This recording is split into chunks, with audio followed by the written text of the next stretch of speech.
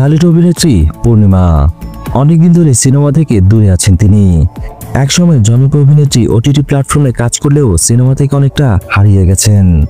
সম্প্রতি সামাজিক মাধ্যমে নিয়মিত নিজেকে চিরচেনা সেই গর্জিয়াস রূপে দেখা গেলেও সিনেমার প্রেমী দর্শকরা চান তাকে বড় পর্দায় দেখতে। অভিনয় থেকে দূরে থাকা প্রসঙ্গে নানা আক্ষেপ আর ক্ষোভের কথা জানান এই অভিনেত্রী। সম্প্রতি এক সাক্ষাৎকারে পূর্ণিমা বলেন, ভালো গল্প আর মানসম্মত চরিত্র পেলে এখনো কাজ করতে রাজি আছি আমি। ঢালিউড ইন্ডাস্ট্রির সার্বিক পরিস্থিতি অনুধাবনের আক্ষেপ প্রকাশ করেন এই অভিনেত্রী।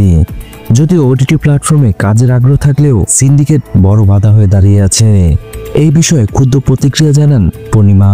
তিনি বলেন, ওটিটিতে কাজ করতে চাই, তবে সেখানে বড় একটা সিন্ডিকেট কাজ করে, যেখানে বাইরের কাউকে সহজে জায়গা দেয় না।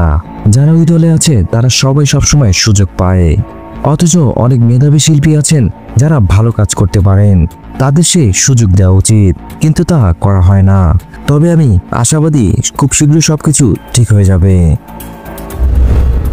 এই অভিনেত্রী বলেন, আমার বিশ্বাস প্রাপ্য সম্মান আর শক্তিশালী গল্প পেলে তিনি আবার অভিনয়ে নতুন উদ্যম খুঁজে পাবেন।